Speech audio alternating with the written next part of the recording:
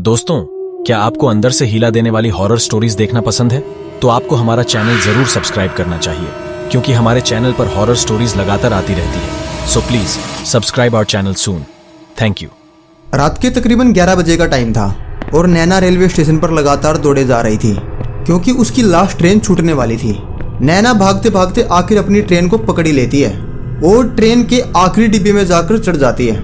नैना को ट्रेन पकड़ने की इतनी खुशी थी कि उसे पता ही नहीं चला कि आखिरी डिब्बे में उसके आसपास उसके सिवा कोई भी नहीं है। नैना ने ये देखा और वो सोचने लगी कि शायद आखिरी डिब्बा होने के कारण इस डिब्बे में कोई नहीं है, बाकी के लोग आगे वाले डिब्बों में होंगे। नैना अपने आसपास के माहौल से बिल्कुल बेखबर थी। वो अपना हेडफोन निकालकर आराम से अपनी आंखें बंद करके और गाने सुनने लगती है। तभी नैना के मोबाइल पर अचानक एक ब्रेकिंग न्यूज आने लगती है कि आज अमावस्या की रात है, इसलिए आज की रात कोई भी अपने घर से बाहर अकेला ना निकले। ये ब्रेकिंग न्यूज सुनते ही नैना पहले तो घबरा जाती है, फिर उसे अपनी माँ की बात याद आती है कि उसकी माँ ने उसे घर से निकलते समय कितना रोका था, लेकिन उसने अपनी माँ की एक बात ना सुनी थी और वो यही सब सोच रही थी कि तभी अचानक उसके फ़ोन का नेटवर्क एकदम गायब हो जाता है। नैना पहले से ही बहुत डर चुकी थी और अब ये नेटवर्क वाला हादसा होते ही समझो कि उसकी सांसें एकदम रुक गई थी कि मेरे मोबाइल का टावर एकदम गायब कैसे हो गया। नैना अब काफ़ी डर चुकी थी और वो बस अपनी आंखें बंद करके अपने स्टेशन के आने का इंतज़ार करने लगती है। तभी नैना को एक लड़की की खौफनाक चीख सुनाई देती है। नैना उस लड़की की चीख सुनते ही एकदम अपनी सीट से खड़ी हो जाती है और अपने डिब्बे की खिड़की के करीब जाने लगती है। अब नैना इतनी डर चुकी थी कि उसको खुद के कदमों की आवाज़ सुन के भी डर लग रहा था। नैना जैसे ही खिड़की के पास गई तभी एक खून से भरा हाथ अचानक से नैना पर हमला करता है। नैना जल्दी से खिड़की का शीशा नीचे गिरा देती है और वो हाथ उसी शीशे में फंस जाता है, लेकिन बड़ी मुश्किल से वो हाथ शीशे से वापस बाहर निकल जाता है और नैना अब ये समझ ही नहीं पाई थी कि अभी जो हुआ था वो हुआ क्या। नैना बहुत मुश्किल से अपनी जान बचाकर डिब्बे के बीचों बीच जाकर खड़ी हो जाती है। वो अपने बैग से अपना हैंड मिरर निकालकर अपना चेहरा देखने लगती है। जब उसने शीशे में अपना चेहरा देखा तो उसके मुंह से एकदम चीख निकल गई, क्योंकि वो देखती है कि उसका सारा चेहरा खून से भरा पड़ा है और चेहरे की एक तरफ एक गहरा जख्म बना हुआ था। उस समय उसके पास अपने चेहरे पर लगाने के लिए कोई मेडिसिन वगैरह भी नहीं थी, तो वो जल्दी से अपने बैग से अपना फ़ोन निकालती है और नेटवर्क देखने लगती है। लेकिन काफ़ी समय गुजर जाने के बाद भी उसके फ़ोन में नेटवर्क अब भी नहीं थे। नैना को बार बार वो ब्रेकिंग न्यूज़ याद आ रही थी कि कहीं मैंने अपनी माँ की बात ना मानकर कोई गलती तो नहीं कर दी।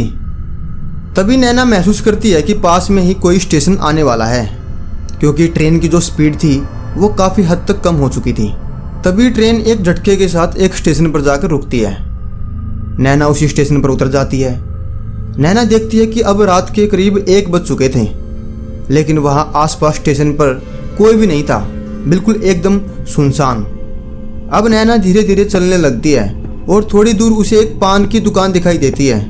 नैना उस पान की दुकान पर गई और उस पान वाले से एक मीठा पान लगाने को बोलती है, लेकिन नैना एक बात पर बहुत हैरान थी कि वो जो पान वाला था वो अपनी पीठ नैना की तरफ किए हुए खड़ा था।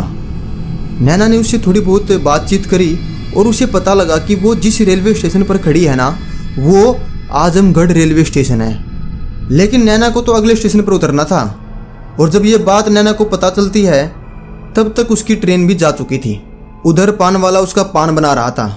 नैना देखती है कि पान के पत्ते पर लाल रंग ऐसा लग रहा था मानो वो पान वाला उस पर खून लगा रहा हो।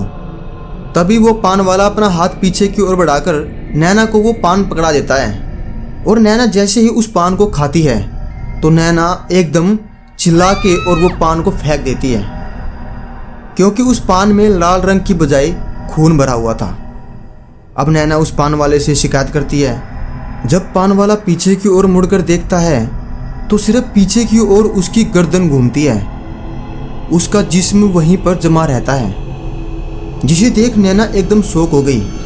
बड़ी हिम्मत करके वो वहाँ से भागने लगती है।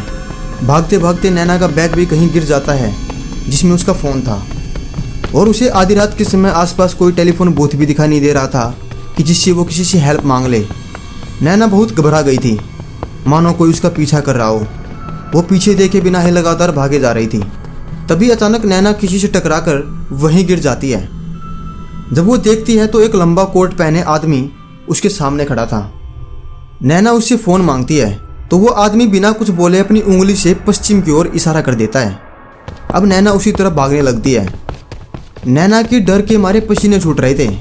अब उसको एक टेलीफोन बूथ दिखाई देता है और नैना उसके अंदर जाती है और अपनी माँ को फ़ोन करती है, लेकिन बार बार उसका फ़ोन कट हो रहा था। वो परेशान होकर फ़ोन को पटक कर मारती है। जैसे ही वो फ़ोन को फेंकती है तो टेलीफोन बूथ के बाहर एकदम धुआं छाने लगा।